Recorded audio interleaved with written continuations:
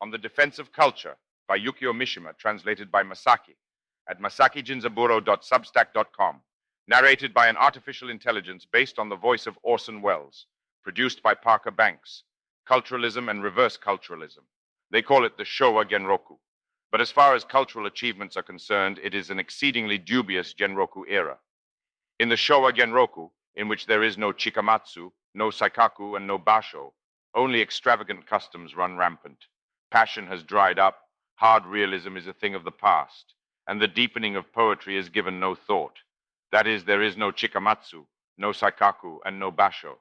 The question of the sort of era in which we live, despite originally having supposed to have been a transparency filled with riddles, has been seen through with what one may well call a riddle-free clarity.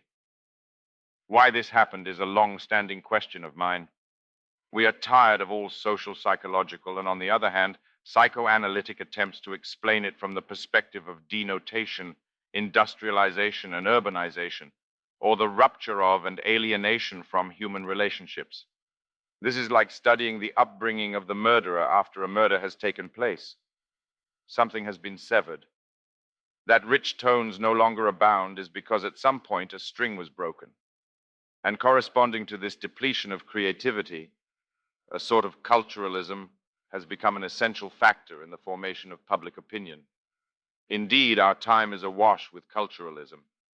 Its sticky hands cling to the underside of every cultural phenomenon. Culturalism is, in a word, that tendency which seeks to sever culture from its blood-stained womb of life and reproductive acts and judge it by some pleasant humanistic product. Their culture transformed into something harmless and beautiful, the shared property of mankind, like a fountain in a plaza. All art that attempts to express fragmented man as he is, however grisly its subject matter, is saved by its very fragmentation and becomes a fountain in a plaza. Because the overall tragedy of man cannot be demonstrated by the addition of fragments. We think of ourselves as mere fragments and feel at ease with our own selves. Tragedy as well, of whatever kind, is not within our ability to escape, because it cannot escape the confines of its fragments, but because those fragments sufficiently remain, and because to be intoxicated by our inability and to be intoxicated by our escape are in accord. The question of what Japanese culture is has, after the end of the war, been given a truly appropriate answer by the hands of diplomatic and cultural bureaucrats. That was, in accordance with occupation policy, the severance of the eternal links of the chrysanthemum and the sword. The good, peace-loving people's mild-mannered culture of flower arrangement and the tea ceremony, and the culture of architecture, which is not threatening yet dares a bold patternization, became what represents Japanese culture. Then the following policy of cultural irrigation was implemented. That is, they dammed up the continuity of culture and the sources of life that give birth to it with various laws and policies, rendered them valid only in irrigation and the generation of electricity, and sealed the flood. That is, they severed the links of the chrysanthemum and the sword, used only the parts that were effective in the formation of citizens' morality, and suppressed the harmful parts. The prohibition of kabuki revenge dramas and sword fight movies that was implemented in the early stages of occupation policy is the most primitive and direct manifestation of this policy. In time, occupation policy ceased to be such a primitive thing. Prohibitions were lifted and culture was respected. This was simultaneous with the success of various political and social reforms, and was surely because it was thought that the tendency to revert to the sources of culture had been extinguished. This is when culturalism began. That is, it became impossible for anything to be harmful. It is like the principle of art for art's sake, of the indulgent enjoyer, who appreciates culture mainly as works and objects. Their naturally hobbyistic contribution to political thought is not obstructed. Culture was safely managed as an object and peacefully propelled in the direction of becoming the shared cultural asset of mankind. That its results have been exceedingly poor has already been stated, but culturalism is as before satisfied with itself, and has, along with the progress of mass society, become its greatest public face. However, this is, in the first place, a consequence of what was cultivated by the educationalism of the Taisho era. Japanese culture became Japan's vindication before the world and internally combined with the values of peaceful welfare. The thought that reduces culture to the value of welfare became the basis for a sham cultural protectionism founded on the humanism of the masses. What we imagine when we speak of protecting culture are the dead culture of museums and the dead lifestyles of the universal great peace. These two elements have merged and safely combined. This compound distresses us, however. Respect for culture as an object, as a cultural asset, as cultural heritage does not put democratic or socialist countries, excluding extreme exceptions like communist China, to the question. The Socialist Party's post-accession cultural policy published last year is as follows. The creation of national culture. A. Those who work will make culture.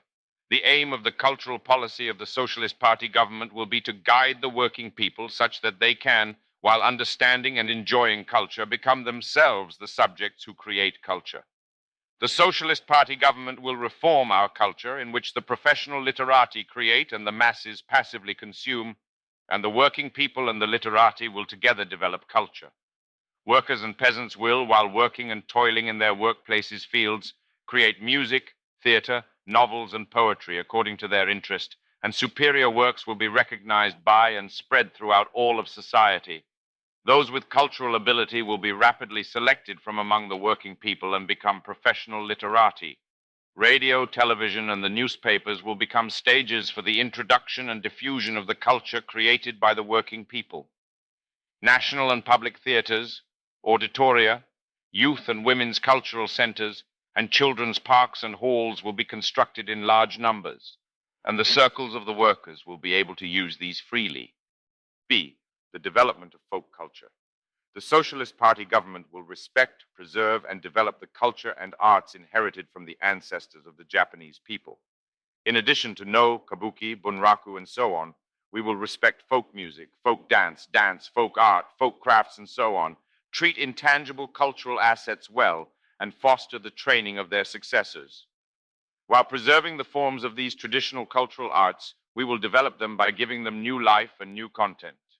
We will preserve the former capitals of Nara, Kyoto, and Kamakura, and further make efforts toward the preservation of the tangible cultural assets of the artistic crafts, the pictorial arts, sculptures, and buildings, as well as the preservation and publication of folk materials and monuments to famous historical and natural sites.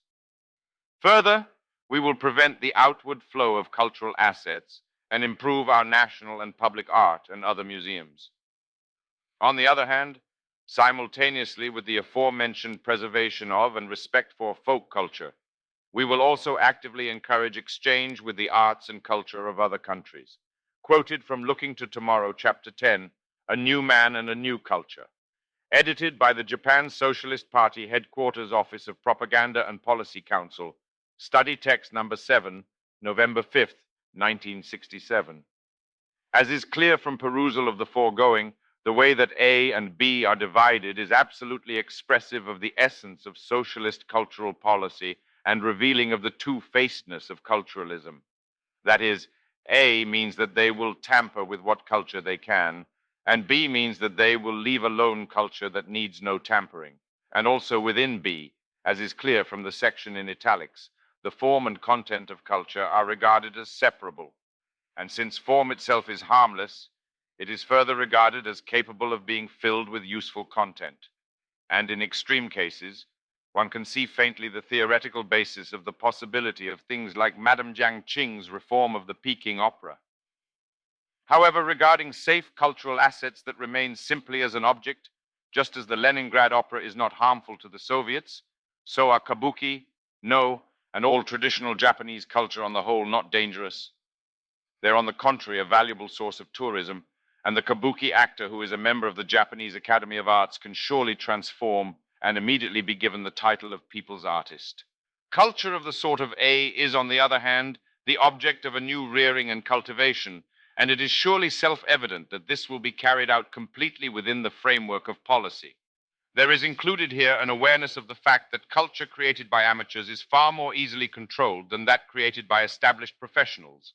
And when the socialist state has gained a monopoly on the means of expression, even without forcing especial restrictions on speech, it will be easy to control content in exchange for appealing to the average amateur's vanity and desire to publish. However, It goes without saying that it is the culture that is currently being produced that socialism will strictly manage and rigorously police. History has proven that they will show no mercy in this regard. It took 50 years for the Soviet revolutionary government to rehabilitate Dostoevsky, and some think that it hasn't happened yet.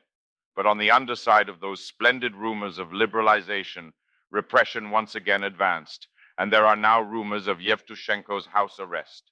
While 3 writers, Vladimir Bukovsky, Evgeny Kushov, and Vadim Delone, have been put on trial. And in Poland, the staging of Dziady, a tragedy critical of Russia and the Tsar, was prohibited on grounds of being anti-Soviet, setting off the student movement. That it permits the excuse that political controls of some kind prevent the enfeeblement of culture is a contradiction that culture itself contains, and an eternal contradiction between culture and freedom. There are problems in the diagnosis of the cause of the enfeeblement of contemporary Japanese culture. But whether it should be healed through the restoration of the continuity of culture, or through the active rupture of culture, revolution, will surely be debated without exhaustion. But because the culturalism of the so-called democratic camp and the respect of socialist countries for safe cultural assets, both at a glance take the outward form of the protection and preservation of tradition, they seem the easiest parts to shake hands with. Culture is viewed as a formed object from both standpoints.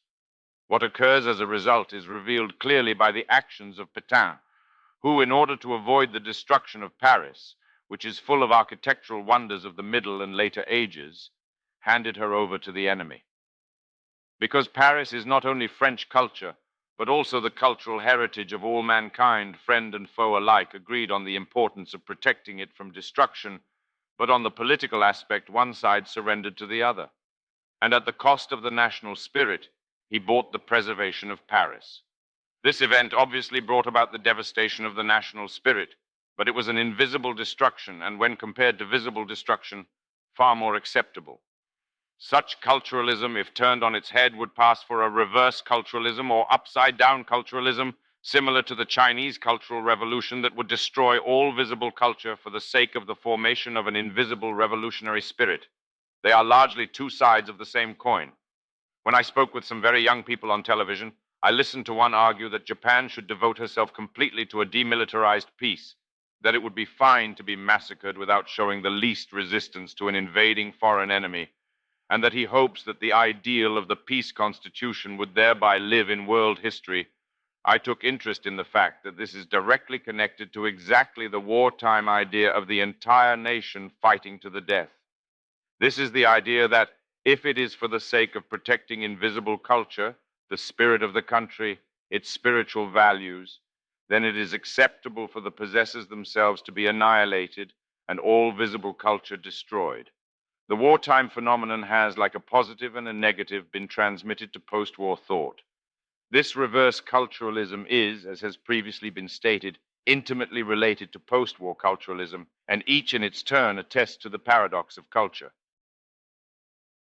The national characteristics of Japanese culture. In the first place, the abstractness of such concepts as world culture and the culture of humanity is quite suspicious. Particularly in a country like Japan, which possesses a special national character, history, geographical position, and climate, is a grasp of the national characteristics in culture crucial. First, even if culture possesses an outcome as an object, in its lived form it is neither an object nor a formless national spirit prior to manifestation, but a form, a sort of translucent crystal through which the national spirit can be seen. And however murky a form it may take, it is thought to have already in the form attained a degree of translucence that makes the spirit transparent, and it consequently includes not only so-called works of art, but also actions and modes of action. Culture contains actions from a single style of no to those of a naval officer who leapt from a human torpedo, surfaced on a moonlit night on the seas of New Guinea, brandishing a Japanese blade, and fell in battle. And it further includes the many testaments of the special attack units. From the tale of Genji to the modern novel, from the collection of 10,000 leaves to avant-garde tanka, from the Buddhist statues of the Chusonji to contemporary sculpture, from flower arrangement and the tea ceremony to fencing and judo, And not only that, but from kabuki to yakuza swashbuckling films, from zen to military manners, it refers to every form that subsumes both the chrysanthemum and the sword, and through which things Japanese can be transparently seen. In the use of Japanese, literature is a critical part that forms Japanese culture as a form. It is inappropriate to ignore what is dynamic and extract only what is static from Japanese culture. Japanese culture possesses the unique tradition of transforming modes of action themselves into works of art. It is a special characteristic of Japan that martial arts belong to the same genre of production forms that during a brief period of time arise, persist, and then vanish as flower arrangement and the tea ceremony. The way of the warrior is a corpus of this sort of aestheticization of ethics or ethicization of aesthetics, and is the unification of life and art. The prizing of style that such performing arts as kabuki and no display prepares from the beginning hints for transmission. But those hints themselves are forms that stimulate the free creative subject. It is a characteristic of the Japanese performing arts that form invokes form and endlessly evokes freedom. Even in the modern novel, which at a glance seems the freest genre, since naturalism, the effort on each occasion put into the formation of its novelistic form is unconsciously several times greater than that put into its intellectual formation. Second, Japanese culture does not originally possess a distinction between the original and the copy. In the West, culture as an object is mainly made out of stone, but in Japan it is made out of wood. Because the destruction of the original is an irrevocable and final destruction, and culture as an object here goes extinct, Paris was thus surrendered to the enemy. However, the West and Japan are the same in that, until its active preservation was undertaken by modern culturalism, culture as an object was entrusted to a fearful license. And when one considers the wars and conflagrations of the past, one cannot but say that the ecstasy of culture as an object is due simply to coincidence, and that one cannot say that only things of high quality that have been selected by the hand of history remain. The greatest sculptures of Praxiteles of ancient Greece may yet slumber on the floor of the Mediterranean Sea. The fate that Japan's plastic arts, which rely on the culture of wood and paper, bore is, compared to this, even more complete. The cultural treasures lost in the great disturbances of the Onin War are innumerable, and it was a rare and unexpected stroke of good fortune that the temples and shrines of Kyoto remained unburnt. This kind of relation of materials is surely one reason why the insistence on culture as an object is relatively weak, and why the transference of cultural forms to modes of action that take disappearance as their essence is characteristic. There not only is the extinction of the original not absolute extinction, but there appears no decisive difference of value between the original and the copy. One can see the most clear example of this in the construction of Ise Shrine. With the anniversary reconstruction that has taken place 59 times every 20 years since the time of Emperor Jito, the newly constructed Ise Shrine is always the original, and the original at that point in time entrusts its life to the copy and dies, and the copy itself becomes the original. Compared to the handicap borne by the sculpture of the Greek classical period, for most of which we have to rely on copies from the Roman era, the uniqueness of the cultural concept of the anniversary reconstruction of Ise Shrine is surely clear. The rule of the adaptation of famous poems in tanka and the rest, this sort of fundamental cultural concept still today occupies the depths of our hearts. The characteristics of this sort of cultural concept correspond to the characteristics of an emperor system in which each successive emperor is indeed the emperor, and is not in a relationship of original and copy with Amaterasu or Mikami. But I will expatiate on this later. Third, the Japanese culture thus created is, from the perspective of the creating subject, a free creative subject, and the transmission itself of style stimulates the activity of this original creative subject. This is what is at the base of the cultural concept that includes not just works, but also actions and life. And it is only natural that if there is at any point a break between it and the wellspring that is the national free creative subject, cultural depletion would occur, and the essence that is the continuity of the life of culture, the acceptance of its totality, contradicts the concepts of dialectical development and progress. That is because that creative subject is supposed to overcome the limitations of historical conditions and at times hiding, at times bursting forth, form a unified cultural history, not one based on the listing of works that have survived by coincidence, in which the national spirit is consistent. The three characteristics of national culture. To summarize the foregoing, for the Japanese culture possesses the following three characteristics. But one may surely think that for the French culture possesses the same sort of characteristics. That is, the reflexivity, the totality, and subjectivity of national culture.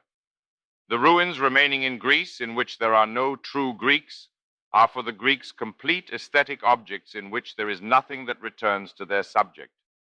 And the ability to feel the continuity of the life of culture from the ruins of Greece has conversely become the privilege of Europeans.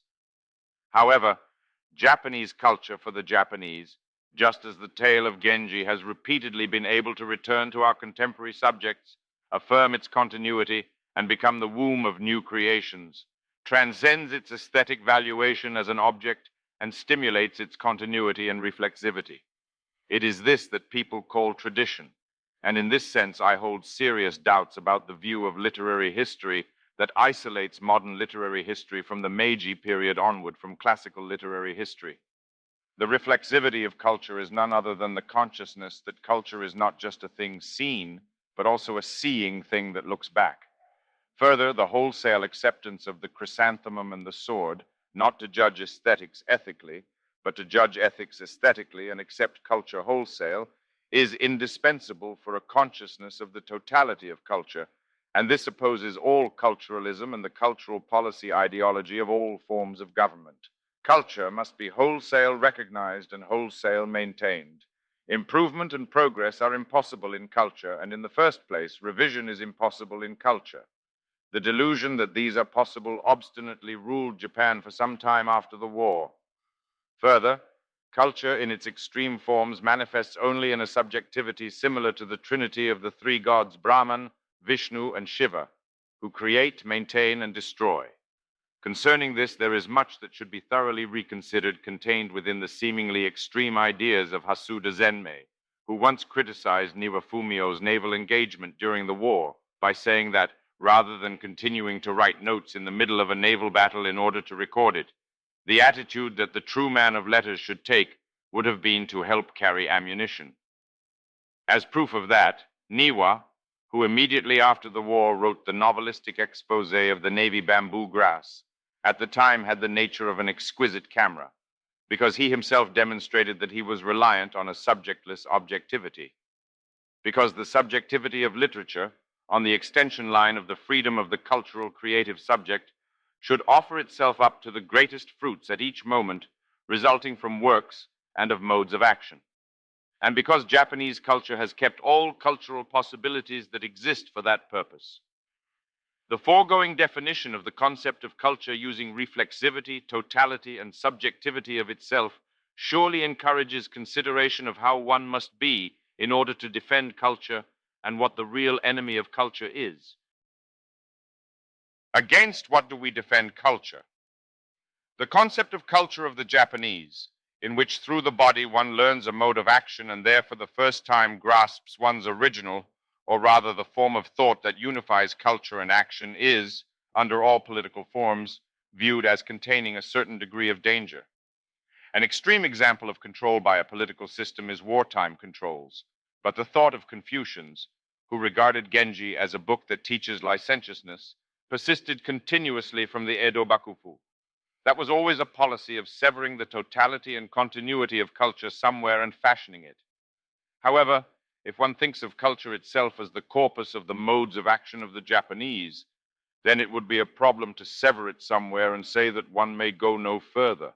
On the contrary, one's efforts should continually be directed at the regeneration of culture through the total acceptance and restoration of its totality and continuity.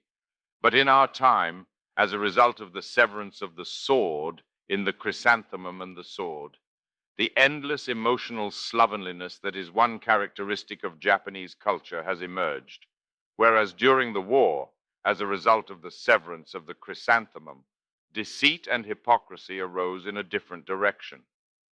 That the side of the oppressor habitually plays the role of hysterical hypocrisy has not changed between wartime and the present.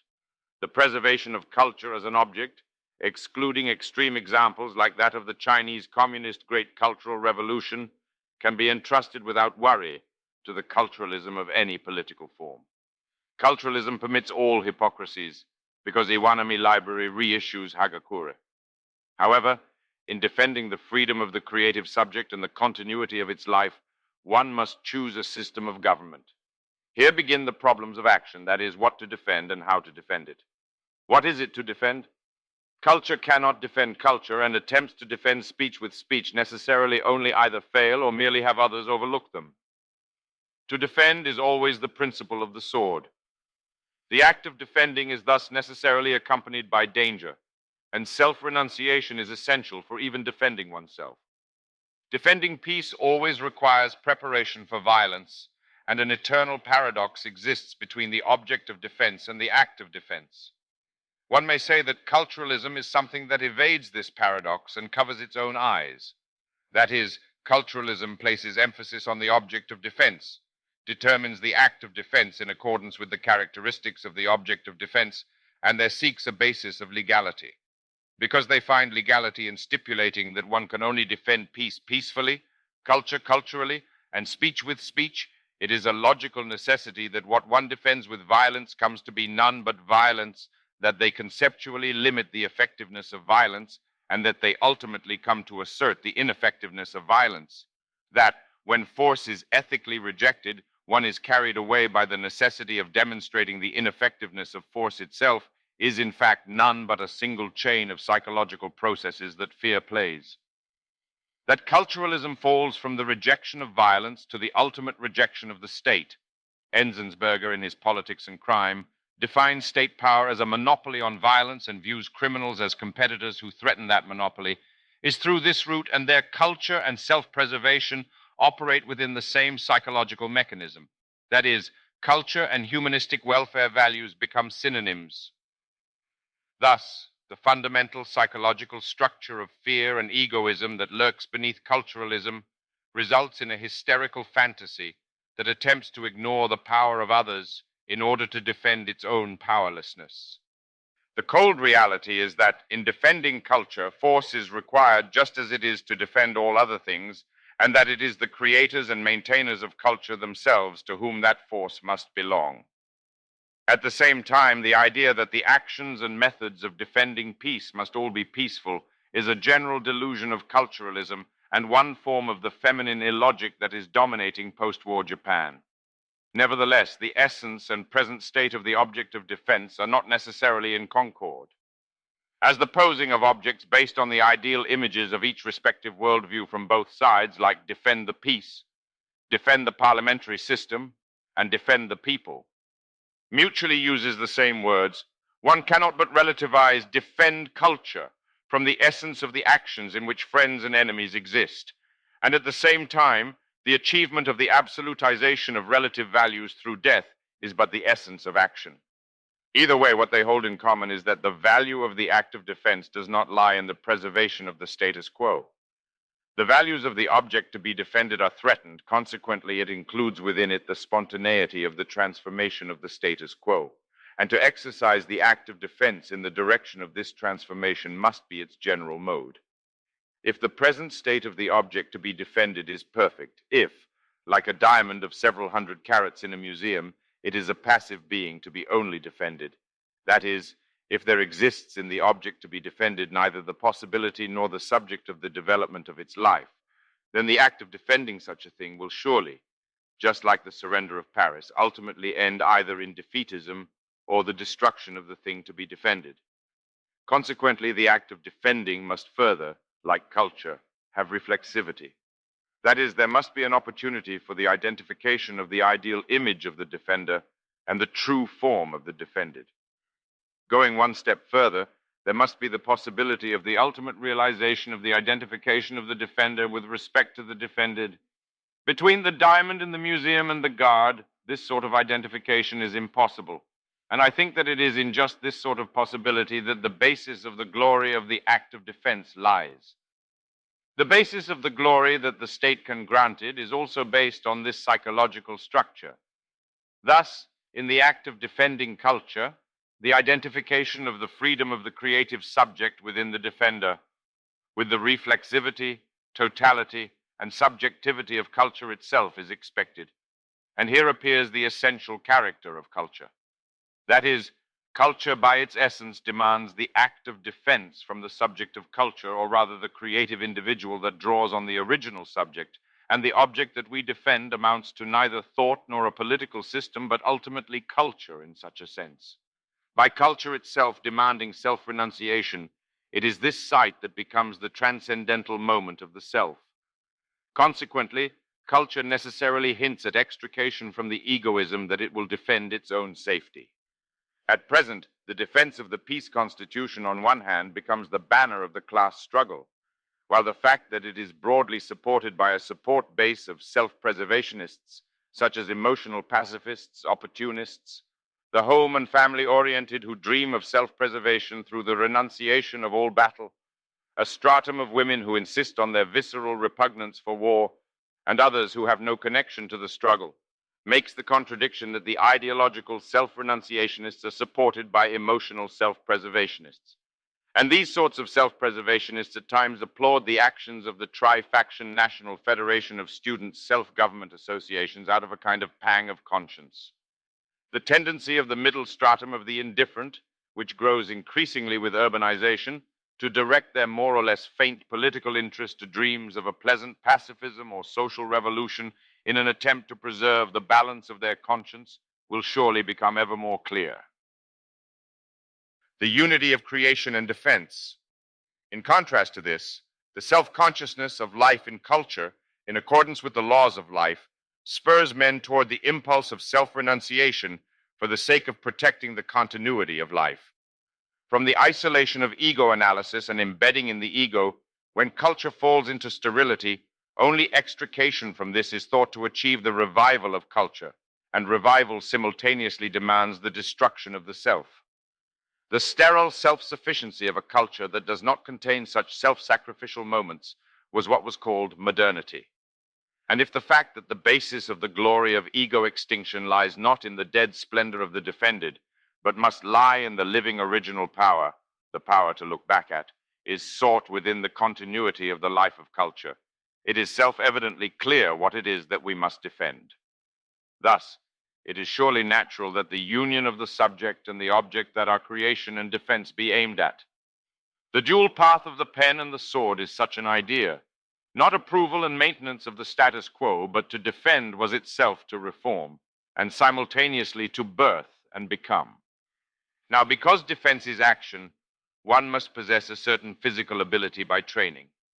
I have heard that many of the key figures of the Taiwanese government are versed in Shaolin Kung Fu, but the lack of physical training of Japan's modern literati and their tendency to take interest in the body solely through illness and medicine has impoverished Japanese literature and limited its themes and horizons. I feel it strange that in so-called belles lettres since Meiji there appears not a single scene of creation. Innumerable protagonists with sallow and unhealthy bodies run rampant in modern literature as if it were a storybook of famished devils. Protagonists with tuberculosis have decreased, but it is, as before, a paradise swarming with insomniacs, neurotics, impotents, unsightly bodies sedimented with subcutaneous fat, cancer patients, dyspeptic constitutions, sentimentalists, and the half-mad. Men who can fight are extremely rare.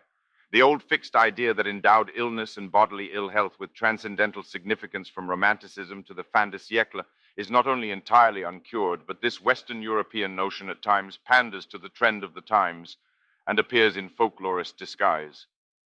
This has even become the visceral reason of the weak, causing them to unduly despise, regard as dangerous, or on the contrary, overvalue action. The 4 stages of post-war nationalism. Now, the womb of the cultural concept that makes continuous the chrysanthemum and the sword extends from the most sublime to the most common things and does not avoid what culturalists call danger, must be some sort of community. But the community principle of Japan was broken up after the war. The close relationship between the community of blood and the state was mercilessly severed. However, the community principle has yet become, here and there, the greatest emotional element that triggers an emotional political reaction. That is what is today called nationalism. For better or for worse, it is clear that the new community principle is being sought after through this. It is my rough observation that post-war nationalism has more or less followed a progression of 4 stages. For some time after the war, nationalism under the occupation gave the appearance of colluding with social revolution under the state of clear collapse of the concept of the state. However, that was a docile honor roll student's nationalism that walked as ordered. The more cynical nationalism had not escaped the furtive whispers and whispered conversations of bars of the wartime era of the suppression of speech. The Yoshida cabinet exemplified the joy taken in the deception of the entire people.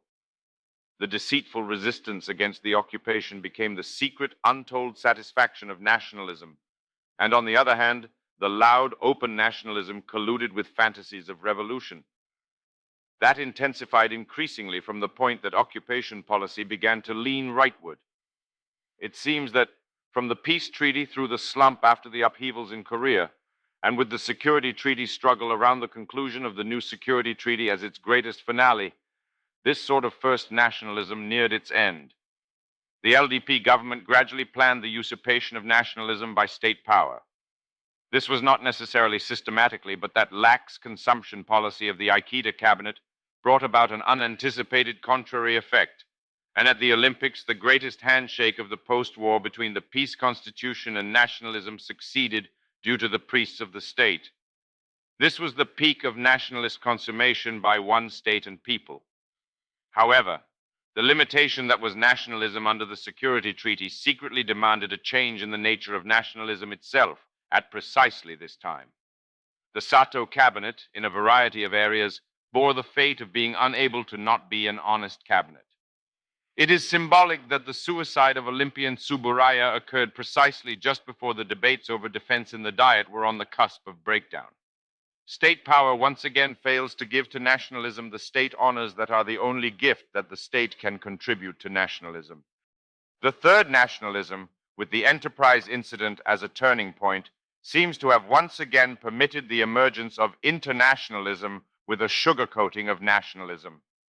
The actions of the tri-faction National Federation of Student Self-Government Associations in the Enterprise incident formed a noteworthy moment clarifying the separation of the seer and the seen in Japan.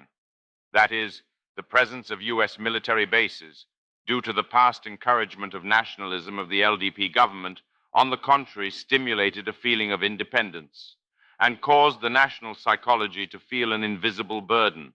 And further, in the defense debates in the Diet, the moment that Prime Minister Sato, who was persistently questioned on his concrete policy for autonomous national defense, answered, "Autonomous defense means carrying out the third defense plan," December 9th parliamentary statement, the debate lost its logical development and degraded to the scene of a mere political dispute. The autonomous national defense consciousness of the people lost its spiritual support and was directly linked to political pragmatism. And on the contrary, the symbolic incident transcending the fences of U.S. bases that was the Japanese youth satisfied a small part of the emotional demands of the people and led nationalism to a turning point. Such a turning point had in fact been reared for a long time by the Vietnam War. That is, sentimental humanistic sympathy for the Vietnam War unconsciously caused the collusion of internationalism with nationalism, and this combined with anti-government feeling and brought about an analogy. The analogy was the substitutive behavior of seeking the solution of the frustrations of the feeling of independence of one's own people by empathy toward the feeling of independence of another people. There's, strictly speaking, the difference of historical conditions between the nationalism of Vietnam, which did not go through the formation of the modern state, and our nationalism. An essential difference for nationalism is overlooked. And further, the essential distinction between the solidarity of internationalism and solidarity due to sympathy and sentiment is either ignored or covered up. This sort of unprincipled union between nationalism and internationalism was, in the main, gradually achieved from the safe standpoint of the onlooker, from the standpoint of the seer. At the point in time where the progression of such a situation and the difficulty of managing the Vietnam War are gradually synergizing, including much foreshadowing, the visit of the Prime Minister to South Vietnam, his meeting with President Johnson, the series of symbolic actions that were the port call of the enterprise, and the base invasion of the NFSSGA caused nationalism as the seer, the feeling of crisis and satisfaction that it had become the scene. However, at the same time, there is no incident that made clear the separation of the seer and the scene as much as this moment. Even for the tri-faction NFSSGA itself, performing nationalism as the scene within the fences of U.S. military bases did not yet come to sufficiently erase their role as the seer. They neither killed landing U.S. troops nor were shot by U.S. troops within the bases. That symbolic act that was merely forcibly performing scene nationalism exposed the profile of their contrived nationalism.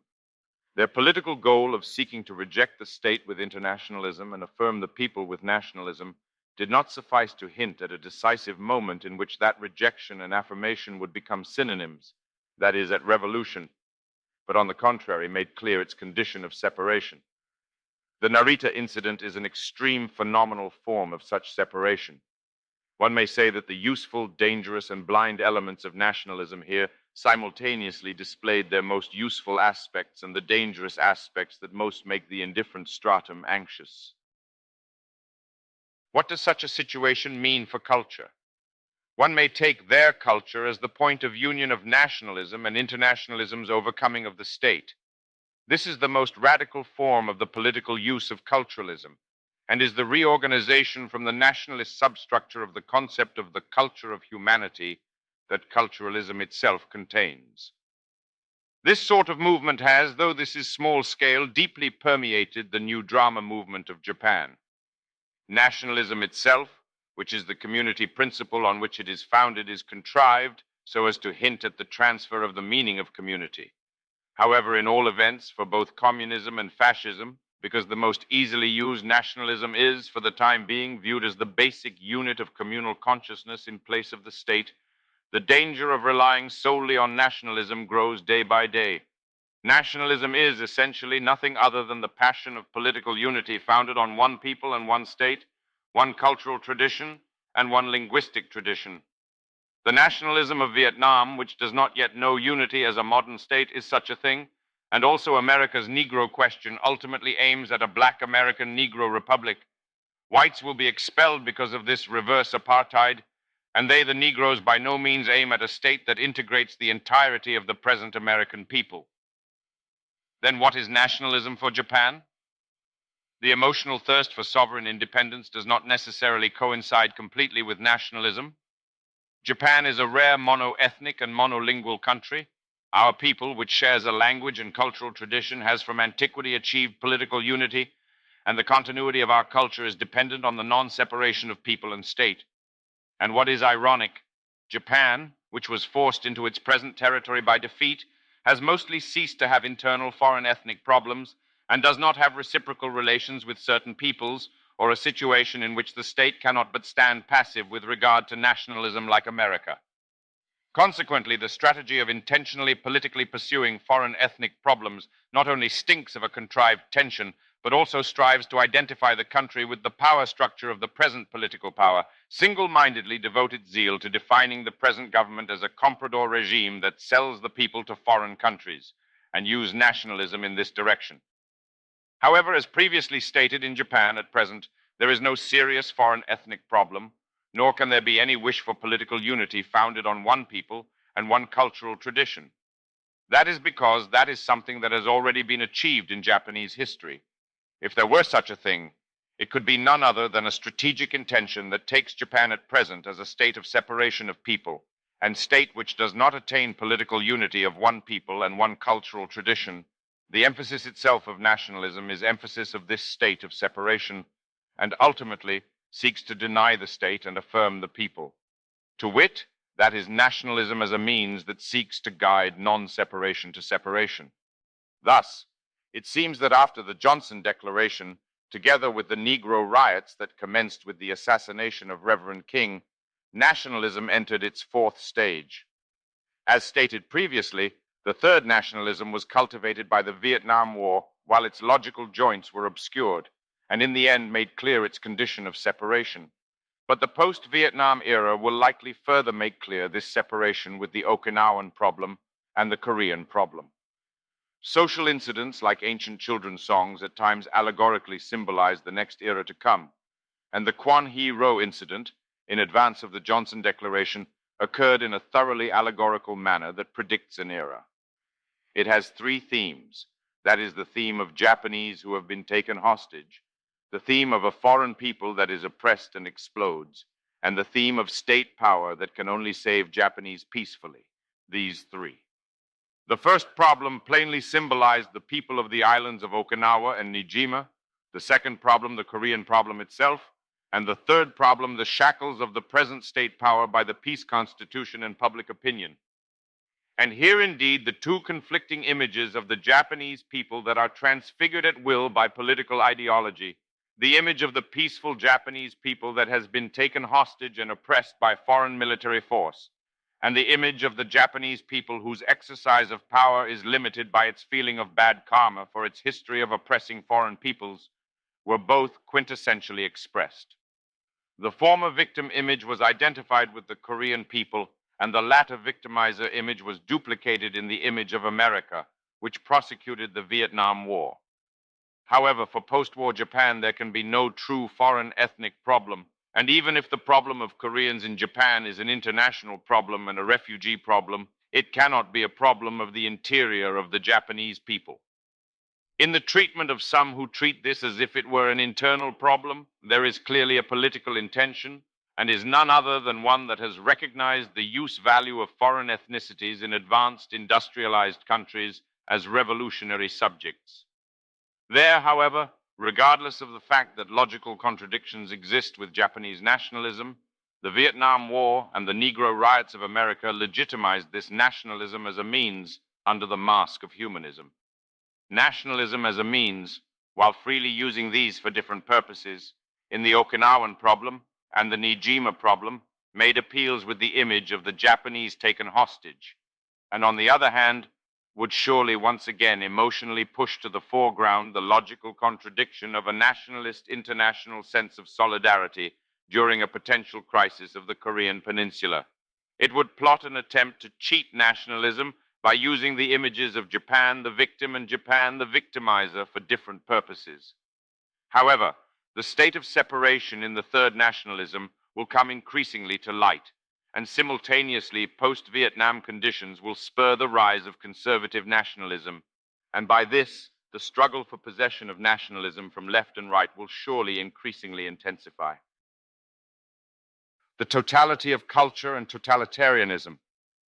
As described above, in Japan, there is no real post-war foreign ethnic problem, and it goes without saying that for both left and right, the formation of a consensus of the same people is the aim, but the consensus of the same people, at least in Japan, lies in Japan aiming for its original figure and ethnic aims and state aims being enveloped in a cultural concept and uniting. That mirror lies only in culture. Further, the community principle as the womb of that culture lies only in such a unity. The totality of culture is in the first place the complete antithesis of all forms of totalitarianism left and right, and here lurks the oldest opposition between poetry and politics. The problem of whether or not a form of government that completely accepts culture is possible is mostly proximate to the problem of whether or not a form of government that completely accepts eroticism is possible. The cultural policies of the totalitarianisms of left and right, while deftly wearing the masks of culturalism and nationalism, view the totality of culture itself as an enemy and continually aim toward the reduction of the totality. The psychological basis of the suppression of freedom of speech is none other than the envy of totalitarianism for all totalities, because totalitarianism takes as its essence the monopoly of totality. To the totality of culture, temporal continuity and spatial continuity are surely indispensable. The former preserves tradition, aesthetic, and taste, and the latter preserves the diversity of life. Freedom of speech is, to say nothing of the former, the flawless guardian of the latter. Of course, freedom of speech is not an absolute value, and that it itself at times corrupts culture is as you see in Japan at present. And although freedom of speech is liable to have the flaws of eliminating the creative and traditional character and hierarchy of culture, and eliminating the solidity of the totality by supporting only the flat surface of the totality of culture, relatively one can find nothing better than this, and there is nothing better at making one maintain the spiritual superiority that is intellectual tolerance toward one's opponents. Thus, freedom of speech is both a political requirement for supporting the totality of culture and a political requirement. That the choice of a form of government that will guarantee freedom of speech is, as a practical choice, the best is for this reason. The foremost enemies of culture are none other than political systems that ultimately do not guarantee freedom of speech. However, freedom of speech is essentially amoral, and because it itself is a political technical concept established atop relativism, it is a matter of course that the thought of the security treaty that equates the relative choice of belonging to the so-called democratic camp with national policy can only possess a flimsy ethical basis, and it will likely from now on lose more and more of its power. It is in precisely this relativistic ideology that freedom of speech and representative democracy compromise, and naturally one is compelled to distinguish between the high and the low of the spirit from the place where one must be told all manner of foul words. But its ultimate victory always takes time, and in the process one cannot avoid the decline of taste and the devaluation of aesthetics. That is because freedom of speech essentially, within the totality of culture, has no bearing on its vertical face, that is, its temporal continuity. Further, while on one hand the superiority of freedom to unfreedom bears a handicap with regard to the immediate effectiveness and superficial authority of unfreedom, because freedom itself is a political concept that is extremely difficult to ideologize from the point of view of political propaganda technique. In a crisis, it can easily lose its footing due to forced ideologization. That at that point, despite being free countries, there is not absent the danger of being eaten by totalitarianism from within is, as you see, in a number of concrete cases. Parkinson says in his Law of Politics that believers in democracy are less conscious than the communists of all that they have tended to assume. Theirs is not normally, for one thing, the religion of the single sacred volume. They are more inclined to base their arguments on a vague knowledge of history. In any fair discussion of political theory and practice, it will be absurd to deny that there is any merit in monarchy or oligarchy. Thus, from the viewpoint of the absolute superiority of the spirit that freedom of speech is originally meant to preserve, the establishment of the cultural community concept is necessitated, and only this can counter ideology. But the cultural community concept, simultaneous with its absolute ethical value, must also have the indiscriminate comprehensiveness of culture. Here the emperor as a cultural concept appears. The emperor as cultural concept. Concerning the symbolic emperor system of the present constitution, against the argument of Dr. Sasaki Soichi that the national polity under the Meiji Constitution has been fundamentally altered, Mr. Watsuji Tetsuro once attempted a relentless refutation. Mr. Watsuji pointed out the logical vagueness of introducing the national polity concept and, taking Mr. Sasaki's point, explaining the necessity of distinguishing between the concept of the national polity from the perspective of political forms and the concept of the national polity from the perspective of spiritual ideas, asserted that it is on the contrary precisely for that reason that the former is sufficient as a concept of form of government, and the national polity in the latter sense has not been altered at all. This is interesting material on how the lively constitutional debate in Showa 22, 1947, made its participants deal with the question of the emperor far more seriously than today, but leaving aside the propriety of Watsuji's thesis from the perspective of its theoretical structure, which attempts to eliminate the contradiction between democracy and the emperor. It is noteworthy that he stresses the concept of the people as a cultural community. Further, he attempts to separate the concept of the emperor from even the state. Now, what I gave as the essential significance of the emperor before was the symbol of the unity of the Japanese people, which is not necessarily related to the state. If I were told that the concept of the people already presupposes the state, then it could be replaced with talk of the people or the masses.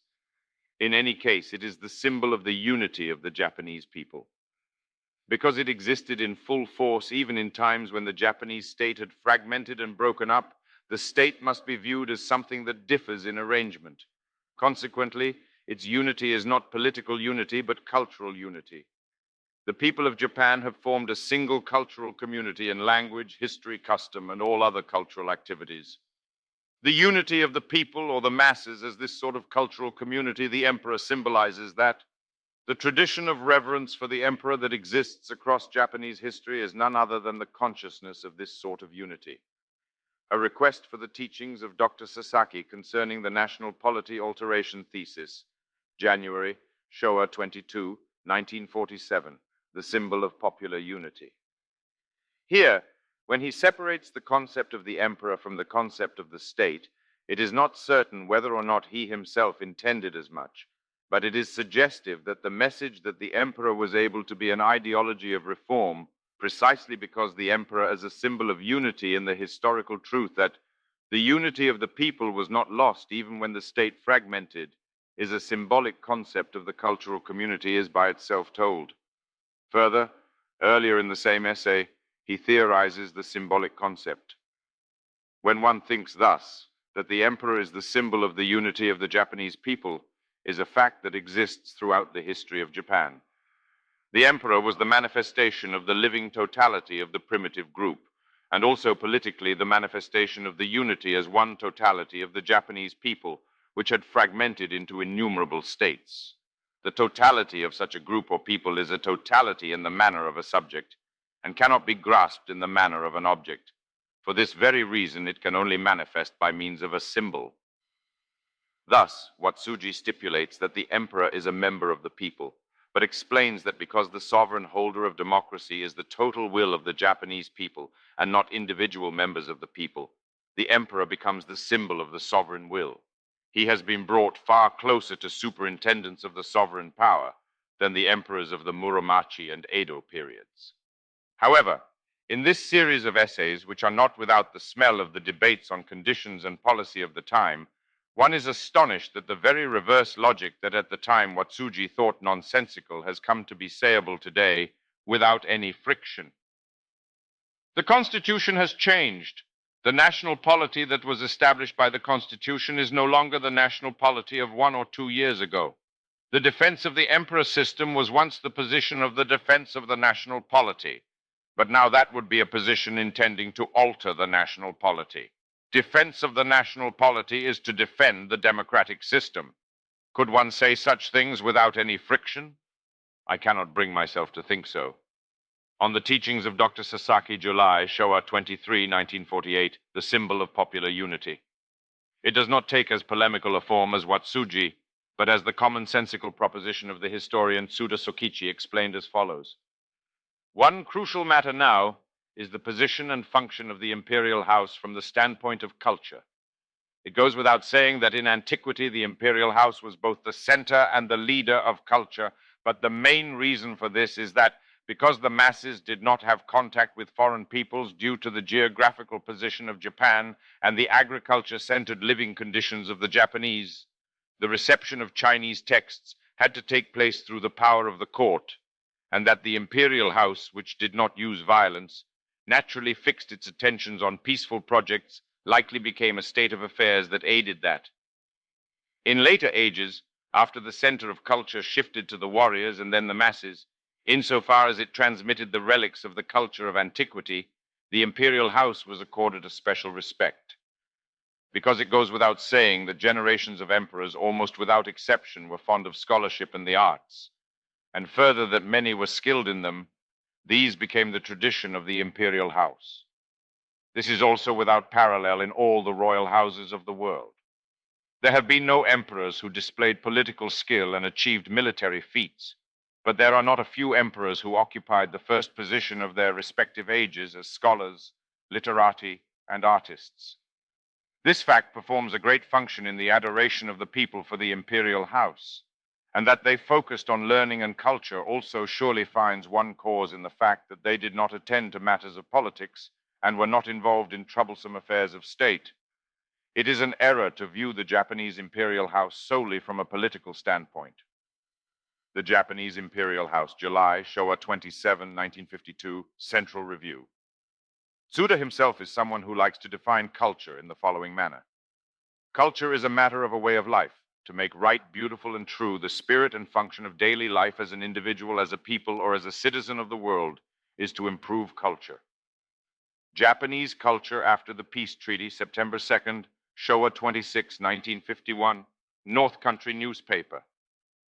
Even in Japan at present, which the fragmentation of public opinion has caused to present a condition in which there are practically two states within one may say that the fact that among supporters of the Socialist Party among the people, more than 50% are supporters of the emperor system, and active criticism is a paltry less than 5%. The Democratic Socialist Party is practically covered in support for the emperor system. Among supporters of the Communist Party, as one would expect, support for the emperor system has been waning lately, but it still makes up 12%, and the stratum of the indifferent without criticism makes up 39%. Haruo Seikichi, May 6th, Showa 43, 1968, Japan Reader's News, as well as the fact that, according to the Evening Daily News Prime Minister's Office public opinion poll, those who think that the emperor should remain a symbol occupy 73%, corroborate the aforementioned thesis of Watsuji Tetsuro.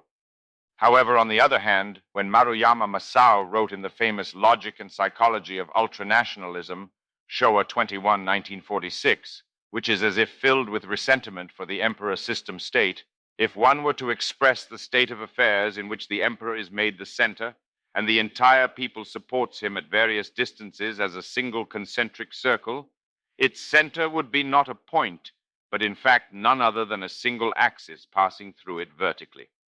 Thus, the infinite effluence of value from the center is guaranteed by the infinitude of the axis, the imperial fate eternal as heaven and earth. The unparalleled mechanism that he by his negative spirit so transparently expatiated seemed to have been completely destroyed under the political reforms due to defeat. But when it comes to his exaggerated statement that, as the ideology inherent in the emperor system state structure itself, in our country the private has yet to be clearly approved as private, and his stating that consequently the private as evil or as something close to evil always accompanied a certain degree of guilt. It is especially so in the case of private profit and love, the logic and psychology of ultranationalism. He commits a leap in logic that flies over even the process of degeneration itself of the emperor system ruling mechanism.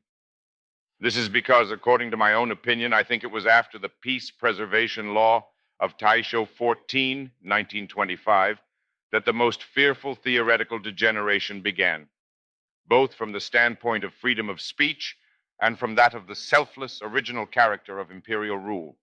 That is, this is because the parallel stipulation of Article 1, aiming to alter the national polity or to repudiate the system of private property, at precisely this moment, turned the national polity of the state of the emperor and the system of private property, as well as capitalism itself, into synonyms.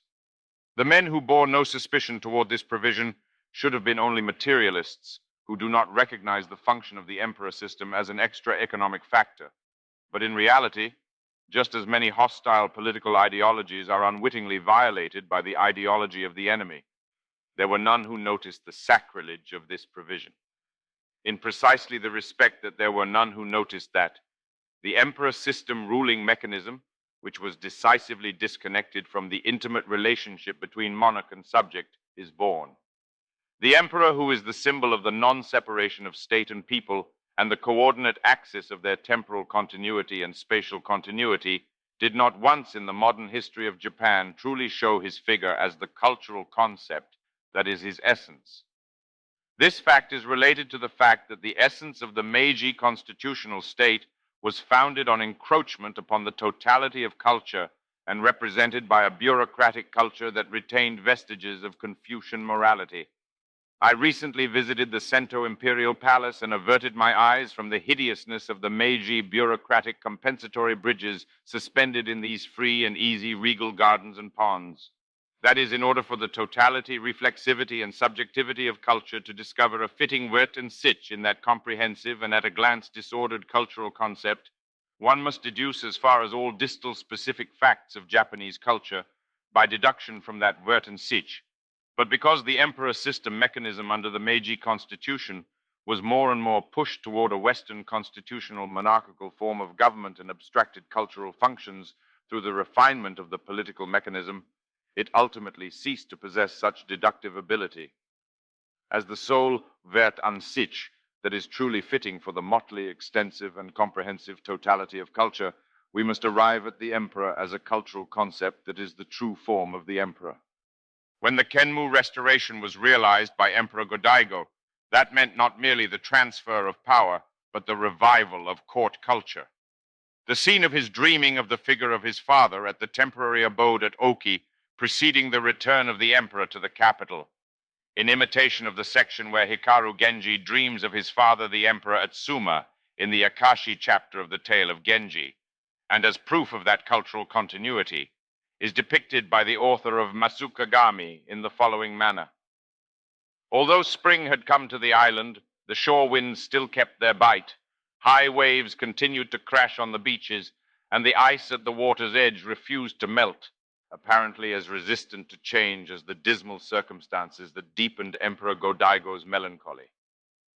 One morning, just before dawn, he dozed off in spite of himself, and in the moments between dream and reality, his father, retired Emperor Go-Uda, appeared clearly before him. Looking just as he had done during his lifetime, the older man spoke of many things. Still, it was heartening to remember Genji's dream of his imperial father on the shore at Suma. Chapter 17, The Dayflower. This sort of emperor system as a cultural concept fulfills the two requirements of the totality of culture, and that, along with the temporal continuity being connected to religious rites, spatial continuity at times comes to even accept political disorder, is as if to correspond to the fact that the deepest eroticism adheres on one hand to ancient theocracy and on the other to anarchism. Elegance was the cultural quintessence of the court, and admiration for it, but in times of emergency, elegance even took the form of terrorism. That is, the emperor as a cultural concept is not only on the side of state power and order, but even extended its hand to the side of disorder. When state power and order have placed state and people in a condition of separation, the cultural concept that is the emperor acted as a principle of reform that sought to restore the non-separation of state and people. The patriots of the Sakurada Gate incident who arose in response to the will of Emperor Komei carried out a sliver of elegance. An uprising for the emperor was to be accepted so long as it did not violate cultural forms. But the Showa emperor system that adhered to a Western constitutional democratic form of government had lost the power to understand the elegance of the February 26th incident. The emperor system based on the Meiji Constitution fulfilled temporal continuity by raising the slogan of the unity of rights and government. The words unity of rights and government are clearly visible in the October Meiji 1, 1868, rescript-making Hikawa Shrine, the tutelary shrine of Musashino Province. Nishitsunoi Masayoshi, Ancient Rites and Literature. But it did not concern itself with the spatial continuity that has the danger of inviting political disorder. That is, it did not concern itself with freedom of speech. The emperor as a political concept could not but in large part offer up the freer and more comprehensive emperor as a cultural concept in sacrifice. And the emperor system that the post-war so-called culture state of Japan barely preserved under US occupation has rendered both aspects powerless.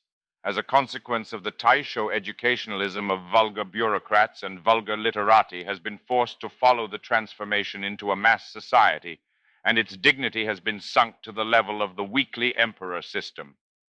The emperor and culture have ceased to relate to one another, and the revival and fixing of the image of the cultural concept emperor and the emperor as administrator of the totality of culture as the only ideology that counters the totalitarianisms of left and right ultimately ended up not being tried.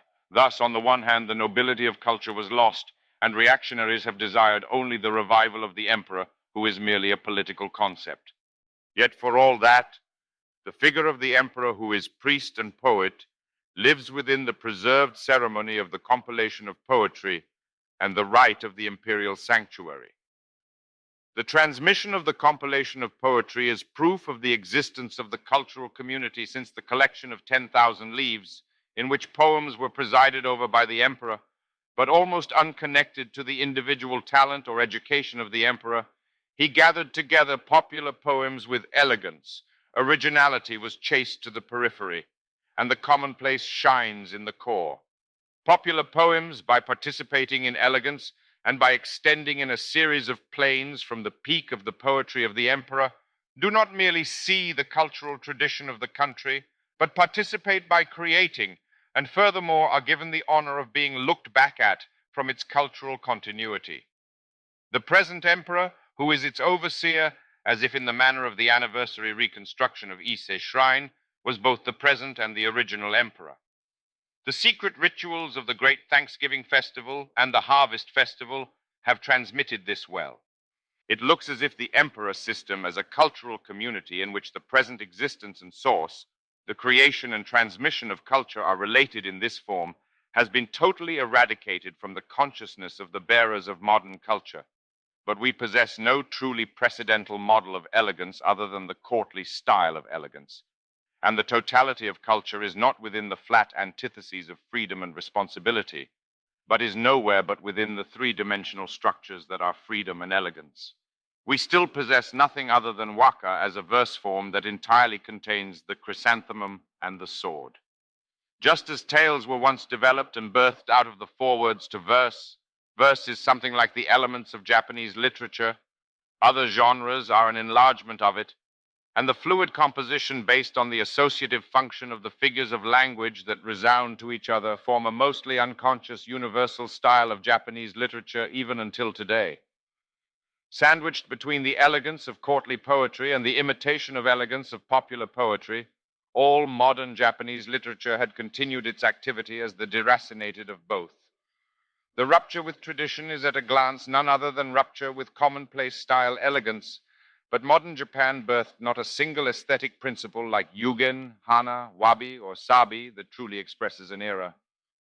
Absent the absolute medium that is the emperor, poetry and politics could only fall into a state of complete opposition or end in the annexation of the poetic domain by politics. That the origin of elegance is the emperor attests to the tradition of seeking elegance in the highest degree of aesthetic value, and in distinction to what the discourse of mass culture of the left hints at, the mass culture of Japan mainly emanates from the imitation of elegance, and the Japanese culture of each era gave rise to the formation of satellite aesthetic principles, yugen, hana, wabi, centered on elegance. But it is this very womb that gives birth to the creative new life of culture that was the culture of noble and commonplace elegance, and the height of the anti-originality of culture and the secret repository of the acme of classicism was the emperor. However, the significance of the emperor lies in that orthodox aesthetic harmony, ethical genesis ceaselessly inspire aesthetic effusion and ethical effusion, and this self-effacing monarchy was the restraining force of the egoism of each era, and simultaneously its embracing concept. Amaterasu Omikami, thus, by her hiding in the rock cave, performs an aesthetic and ethical criticism, but does not perform it with power. The aesthetic and ethical deviation of Haya Susanoo no Mikoto is thus criticized in the form of the self-denial of the sorrow of Amaterasu Omikami, but they are ultimately brought to reconciliation by the raucous laughter, the most vulgar, of culture at Amenuzume no Mikoto playing the fool at the banquet of the gods. Here is narrated the fundamental phenomenal form of Japanese culture. Further, Haya Susanoo no Mikoto was once, out of longing for his mother in Yomi, the male deity who wept such that his voice became hoarse, and he made verdant mountains into blighted. The laughter of the chrysanthemum and the sorrow of the sword were already subsumed in these myths. After being banished as a result of his own sins, Haya Susanoo no Mikoto becomes a hero. But culture teaches that the ultimate ethical origin of rebellion and revolution in Japan lies in the sun deity that is the object of that very rebellion and revolution. The esoteric significance of the mirror of Yata is none other than this.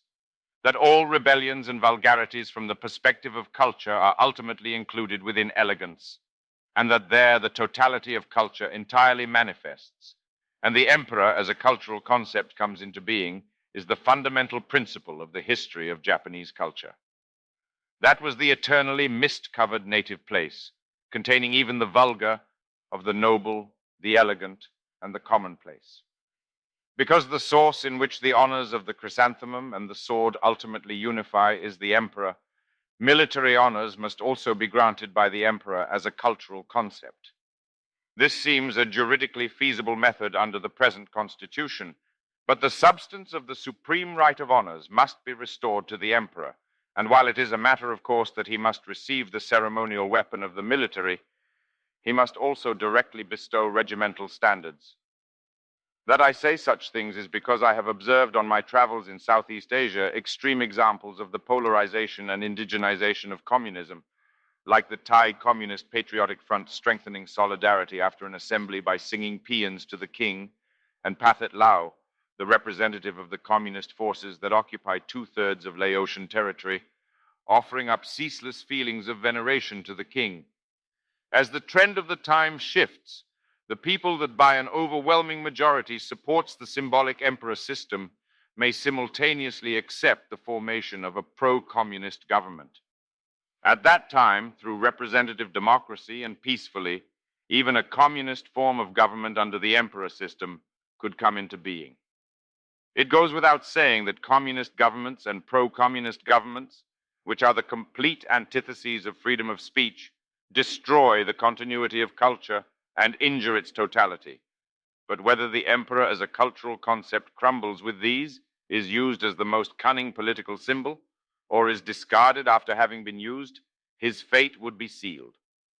In order to prevent such a state of affairs, it is an urgent necessity to tie the emperor and the military with bonds of honor, and further, there is no other certain preventative measure. Of course, such a revival of the content of the supreme right of honors must encourage the revival not of the emperor as a political concept, but of the emperor as a cultural concept, because as only such an emperor who represents the totality of culture is the ultimate Wert an sich, it is the time that the emperor is rejected or included in the political concepts of totalitarianism that will be the true crisis of Japan and also Japanese culture. May 5th of the 43rd year of the Showa era, 1968. Initial appearance of On the Defense of Culture. Central Review, July of the 43rd year of the Showa era, 1968. Initial publication of On the Defense of Culture, Shinchosha, April of the 44th year of the Showa era, 1969.